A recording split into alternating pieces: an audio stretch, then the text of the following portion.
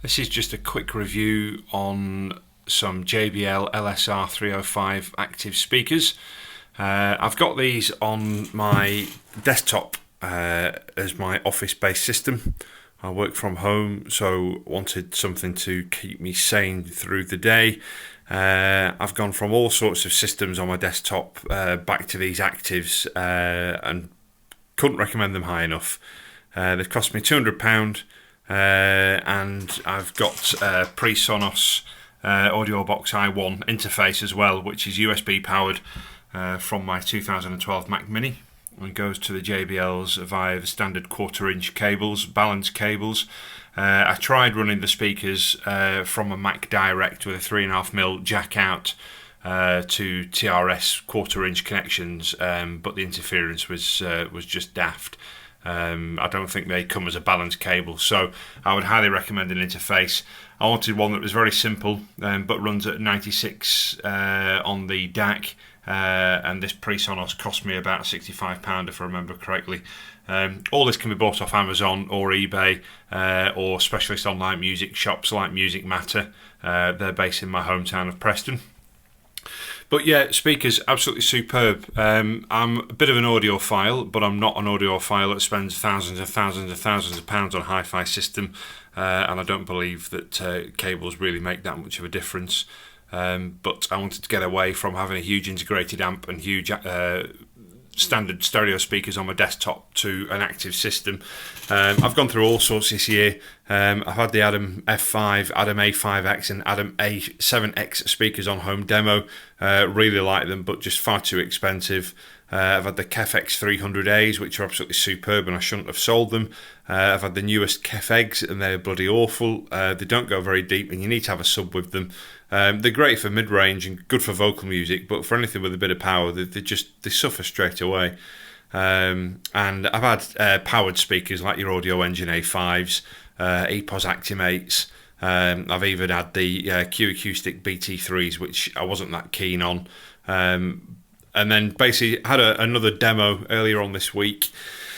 And I went through the KRK Rocket 6s, the Yamaha H50s, if I remember correctly. I listened to the Adam F5s again, and I listened to the M-Audio BX6 Carbons, and they were okay. The M-Audios and the KRKs, they're designed for dance music. They're very coloured, very bass dependent, absolutely brilliant up loud with something like Head Candy blasting through them. But you put anything on with vocals or anything that's very vocal based, going back to the crooners, Frank Sinatra, Nat King Cole, Dean Martin, they just weren't very good at all. The F5s were really good, the Adam F5s, but there's just something that wasn't right with them, and I felt that it was the ribbon tweeter that was causing that.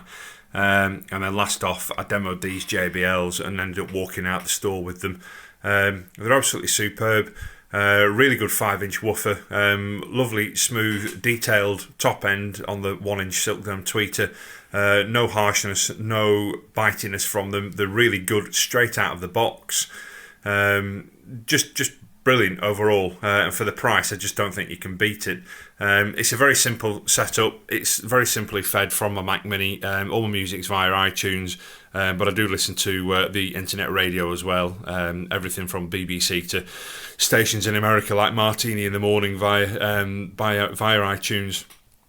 But yeah, I couldn't recommend them highly enough. They've got phenomenal bass weight for the size. For a 5-inch woofer, they really do kick out some power. I had before this a NAD integrated amplifier running some Monitor Audio RX2s, and if you know those speakers, they're very good. Monitor Audio are a well-respected brand, but they are a big stand mount speaker. They're an 8-inch woofer. They kick out a massive amount of bass, but overall they are huge speakers, and they sat fine on my desk. I have got quite a big desk. It's a proper office desk with plenty of space. The speakers are about 20 centimetres from the back of the wall, so there's no real boom. I don't have it up that loud anyway. I've got neighbours to consider. But moving back to the JBLs, it was the right decision to do. And they are very, very good speakers. They're still running in. I've only had them since Monday. They've probably had about 20-25 hours through them so far. They're on generally throughout the day. and I've had them facing each other just to try and get some movement in the woofers. They are a bit stiff from coming out of the boxes, but yeah, overall, running through this pre-Sonos interface, it's very good. There's no low-level hum. There's very little hiss. You've got to be really right up to the speakers to hear it.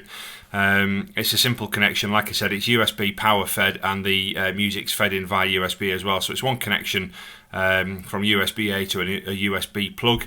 Like I said, I run all my music via iTunes. I've set the MIDI up on the Mac, and that automatically picked up the pre-Sonos and set it to 2 channels 24-bit and 96 Hz as the DAC setting.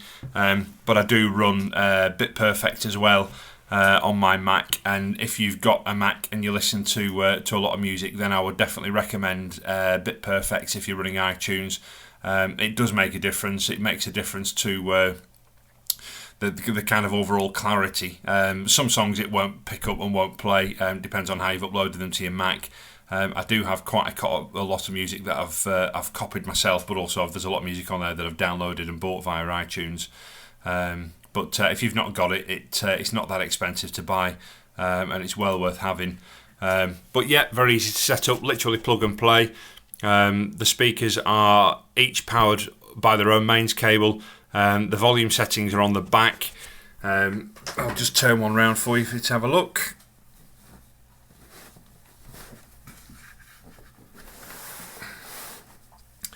So that's the rear of the speaker. You can see the standard 1/4-inch cable going in and the mains power there. I've got the volume set right up full because I manage the volume on the pre-Sonos interface. Unfortunately, it seems to be at the moment that El Capitan on Macs, as soon as you plug a USB DAC in or anything like that, it cuts it stops you from using the volume on the computer. No idea why this has happened. I was using a couple of DACs earlier on this year that are USB based, and I can mute everything via the keyboard. But as you can see up there, the volume control, the sound's actually greyed out, and it's not ideal at all. But yeah, very simple, straightforward to set up. They've obviously got an XLR input as well, so if you wanted to use XLR cables, your low frequency and high frequency trims are there. I've not even touched them. I've got no need to. And you've got input sensitivity there as well. I think you can amend that. It's on the inside, you just need something to stick in. But that's based for people using them with subwoofers. You can connect the interface to the subwoofer and then the subwoofer to the speakers. That's how it looks like that you do it. But for me, for a desktop system, they don't need a sub at all. You can see that they are rear ported. They won't do very well in corners or back up close to a wall. If you had to go down that situation, an old pair of socks or a load of straws put together and sellotaped up and then cut to size would fit in the hole well. They'd be able to dampen some of the bass, but for me, they breathe absolutely fine. I haven't noticed any issues with bass boom yet. But yeah, a good recommendation there. So if you're after active speakers for a simple setup or studio setup or desktop system like me, and you don't want to pay the general audiophile prices, which can be quite high over here in the UK, then for, I think they are about £98 each, because they're sold as singles, or yeah, 200 quid for a pair. The JBL LSR305s are highly recommended. And as I said, I would recommend the PreSonus Audio Box i1 as well. It's a lovely made piece of equipment. It's solid aluminium on the outside. It looks great, and it's small. It fits on the bottom of my 24-inch monitor on its stand. And I've got the Mac Mini underneath, and it just runs flawlessly. So, good recommendation there. I hope you've enjoyed this.